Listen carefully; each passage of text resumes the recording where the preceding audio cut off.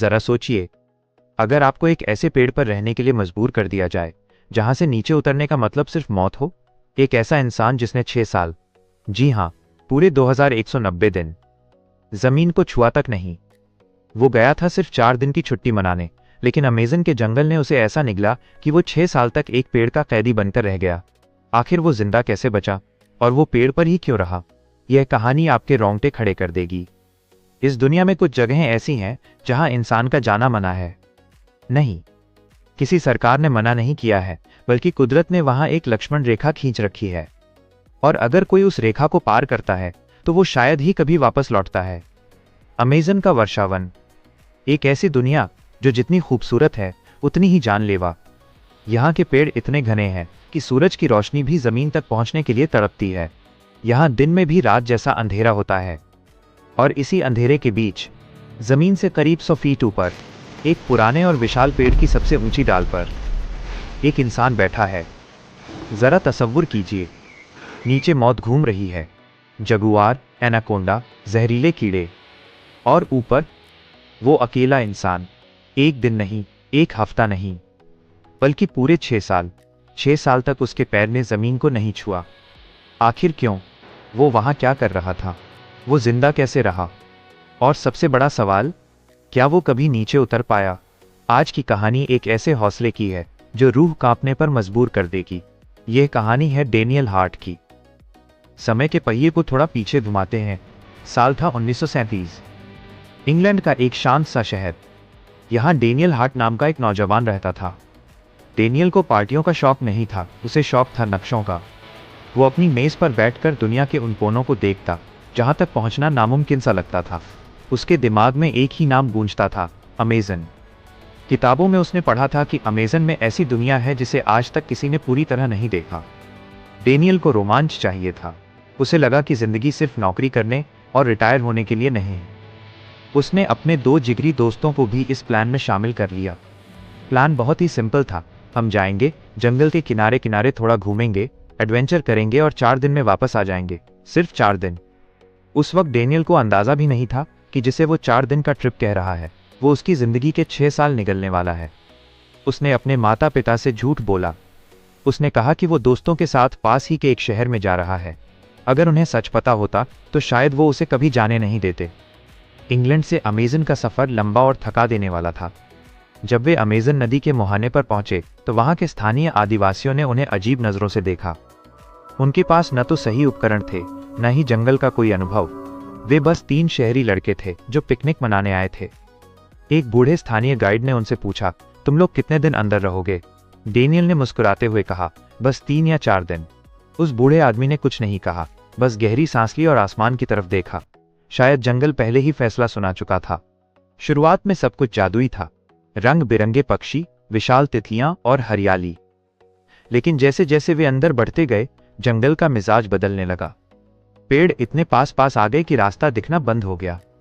कुछ ही घंटों में उन्हें एहसास हो गया कि वे जिस रास्ते से आए थे वो अब कहीं खो चुका है।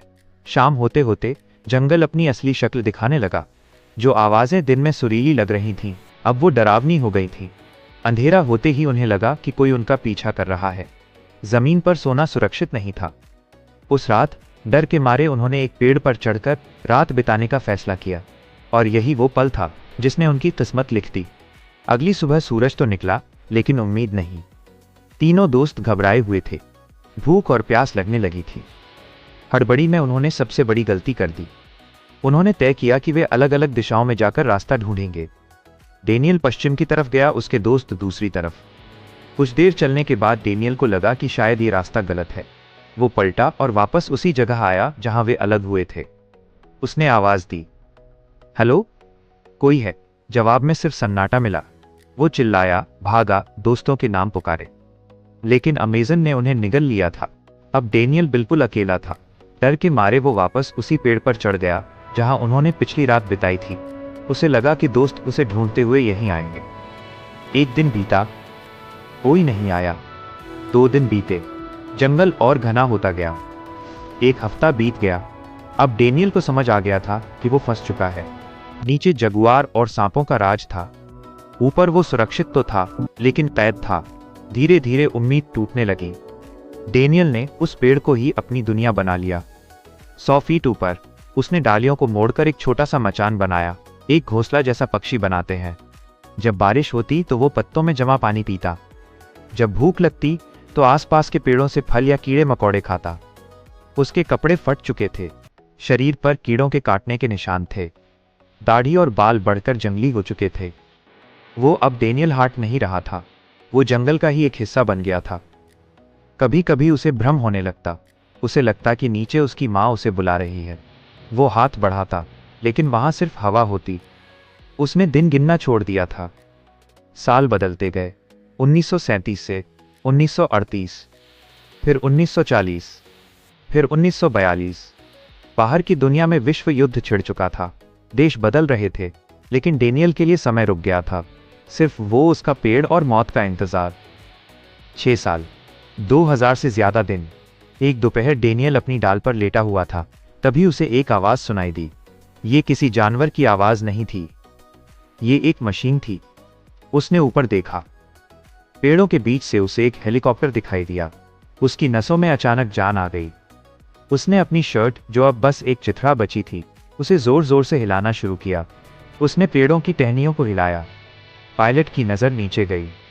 उसे पेड़ों के बीच कुछ अजीब सी हलचल दिखाई दी, एक मचान और उस पर एक इंसान जैसा साया। हेलीकॉप्टर नीचे आया, रस्सी फेंकी गई। जब बचाव दल ने डेनियल को देखा तो उनकी रूह कांप गई। वो हड्डियों का ढांचा बन चुका था। उसकी आंखों में एक अजीब सा खालीपन था। जब उसे नीचे उतारा गया और 6 साल बाद उसके नंगे पैरों ने मिट्टी को छुआ, तो वो रोया नहीं, वो बस खामोश रहा। शायद उसके पास शब्द बचे ही नहीं थे। डेनियल हार्ट वापस तो आ गया, लेकिन वो डेनियल कभी वापस नहीं आया जो 1937 में घर से निकला था। जंगल ने उसे जिंदा तो छोड़ दिया, लेकिन उसकी आत्मा का एक हिस्सा हमेशा के लिए उस पेड़ पर रह गया। ये कहानी हमें सिखा